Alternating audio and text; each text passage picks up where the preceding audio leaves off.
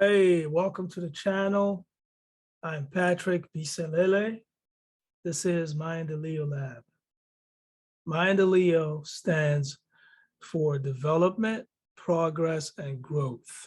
This is in Swahili. This is a beautiful language spoken in the African continent.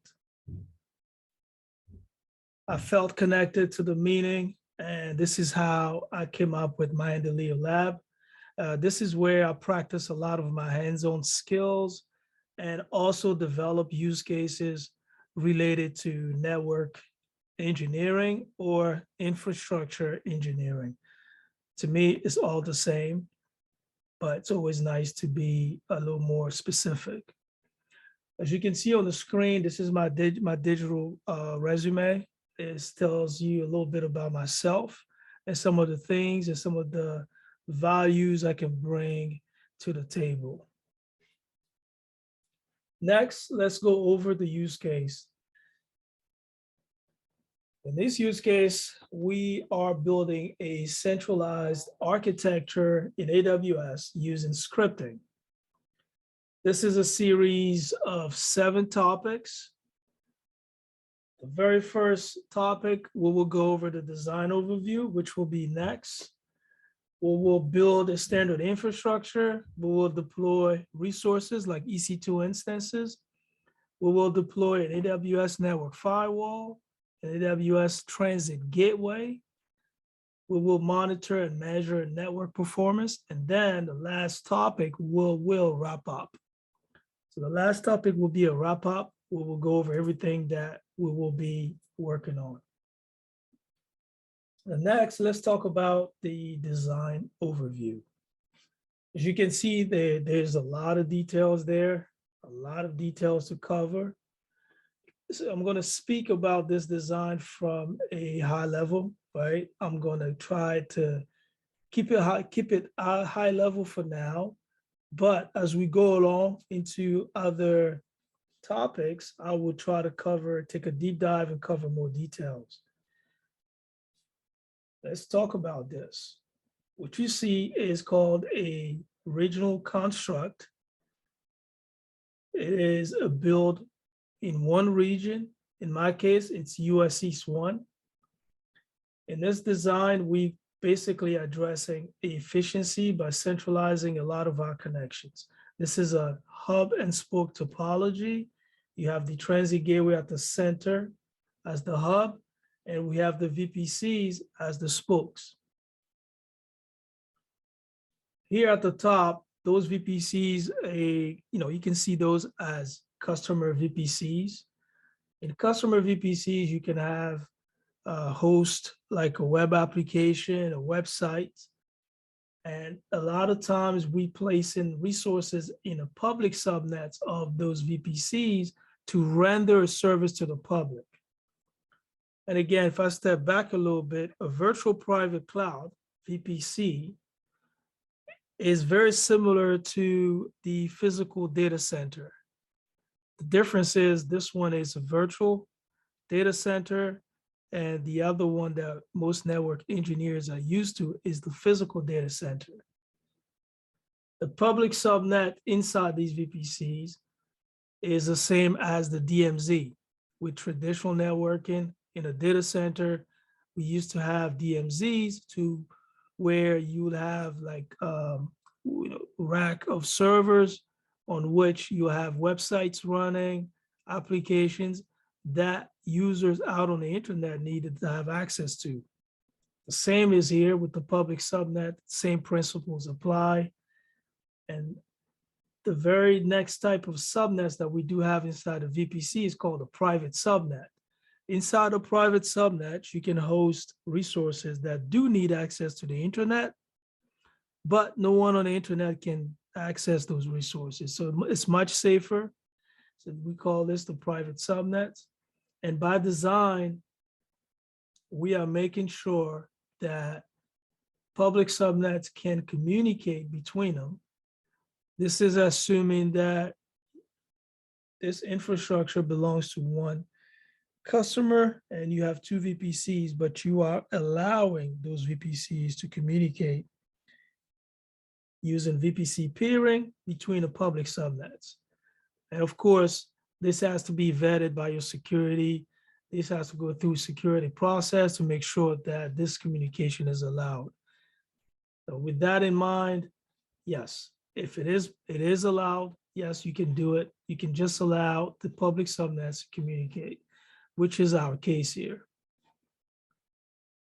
Another strategy that we apply to this infrastructure, we are making sure that the public subnets do not have access to the private network.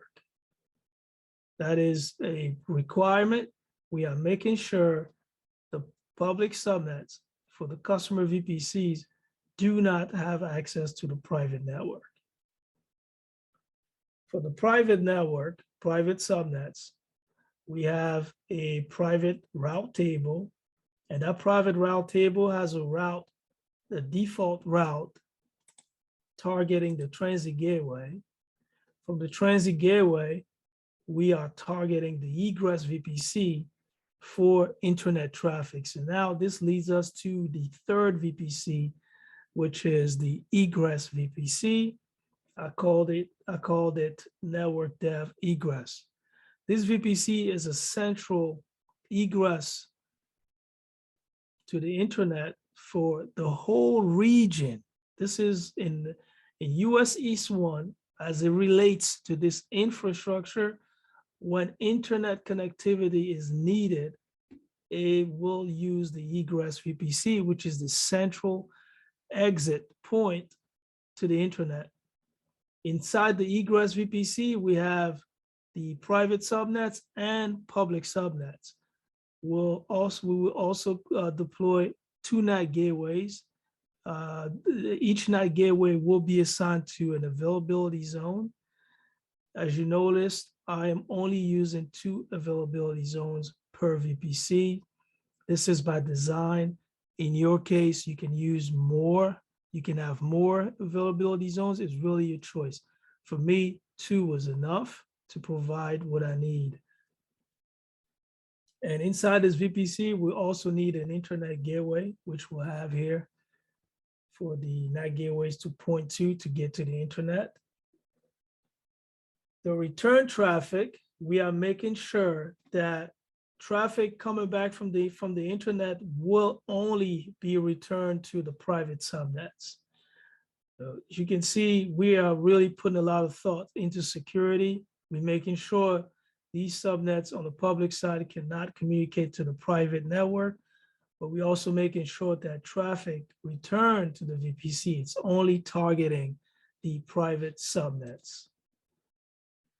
Here on the right, we have the inspection VPC. The inspection VPC is a transit between the AWS network firewall and the transit gateway. And this is a transit where each of the resources will have their interfaces in this VPC. We have first set of subnets for the transit gateway and the second set for the network firewall. The traffic pattern is that traffic leaving a private subnet will be forwarded to the transit gateway. From the transit gateway, the next attachment is the inspection VPC. Traffic gets inspected by the AWS network firewall.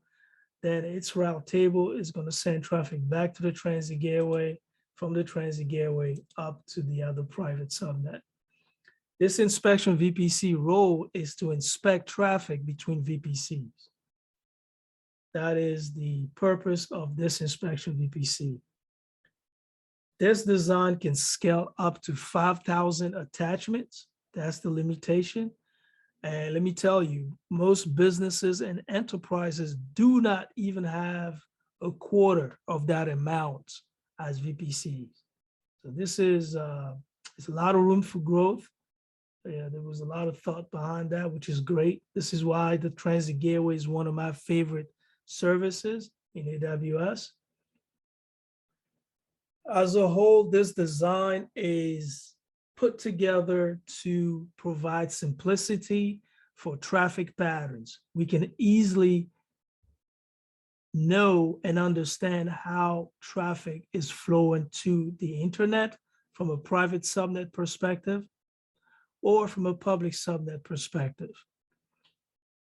The flow is simple. That's the objective. The traffic pattern is very predictable, and this makes it very easy to troubleshoot.